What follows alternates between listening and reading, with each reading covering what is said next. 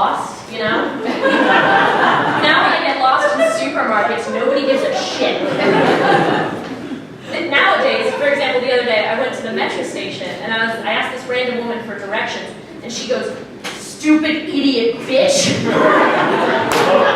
and took a picture of me with her cell phone, undoubtedly for her stupid idiot bitch blog, or to send someone to kill me, I don't know. When I was a kid, my mom used to send me all the studies she'd read in the newspaper, and now she calls me with them, and she'll call me up, she'll be like, "Val, scientists, they took the cells of skinny people and they put them in the stomachs of fat people, and the fat people got skinny." And I was like, "So you're telling me all I gotta do is eat a skinny person?" I can do that. Can you guys imagine a world where fat people could get skinny by eating skinny people? Only to then live in fear of being eaten by fat people?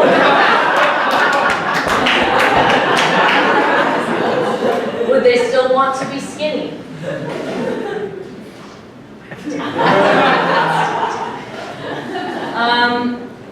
Steve Hahn mentioned Disney World. I went to Disney last winter. It was my first time ever going. And I loved it so much. I loved the characters, that walk around. They got like Belle and Jasmine. And but something that really amused me was how sometimes they were too sexy for their own good. For example, they put a shirt on Aladdin.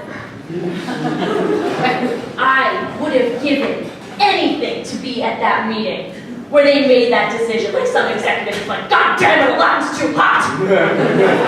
It's distracting! People are walking into polls. I can't get any work done.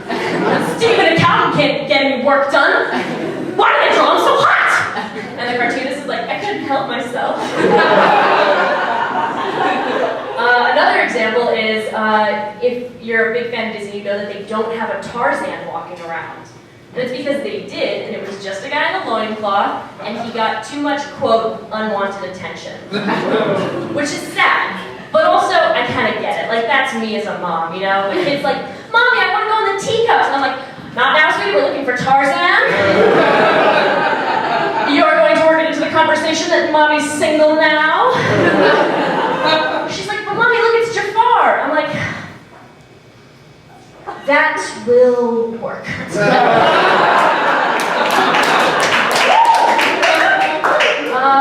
Disney was a huge anti-Semite. Not a joke, it's a segue. I'm Jewish.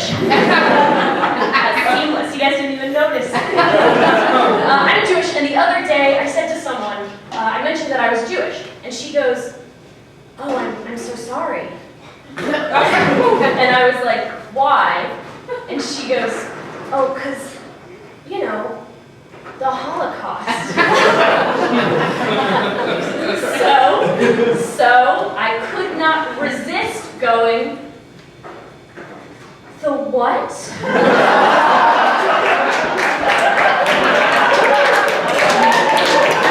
And then I watched her explain to me what the Holocaust was. And she was like, "Oh, so there was this really bad man." And it was a long time ago. I'm like, like 500 years, 600 years? Like, no! And he tried to kill all the Jews.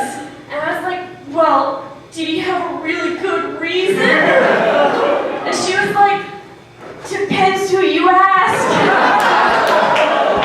Nowadays. All right, I'm gonna lighten it up.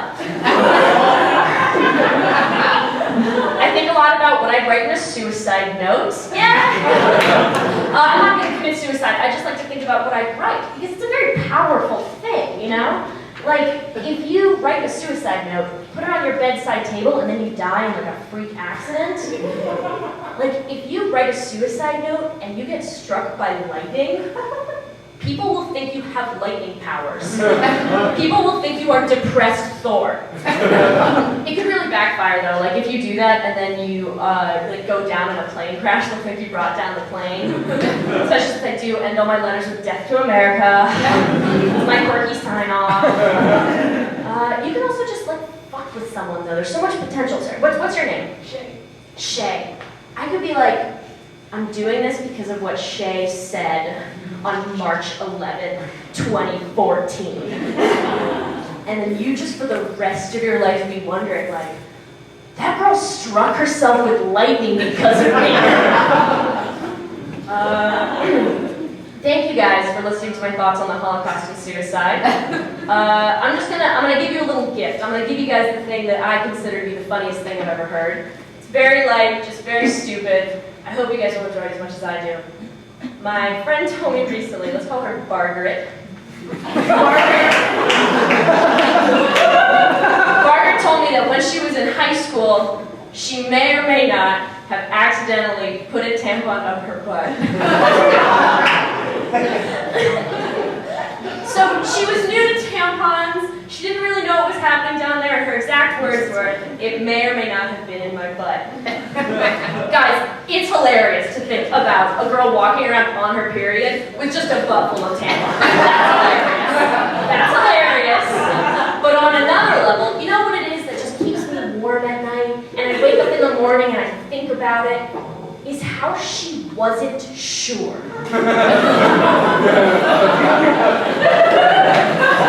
How can you not be sure? How can you have something inside of you and be like, I'm like 80% sure it's not a People without vaginas, I'll just explain, like I'll do a little analogy for you so you explain. You can explain. It's like if you were about to eat a carrot. And then instead of putting it in your mouth, you shoved it up your ass.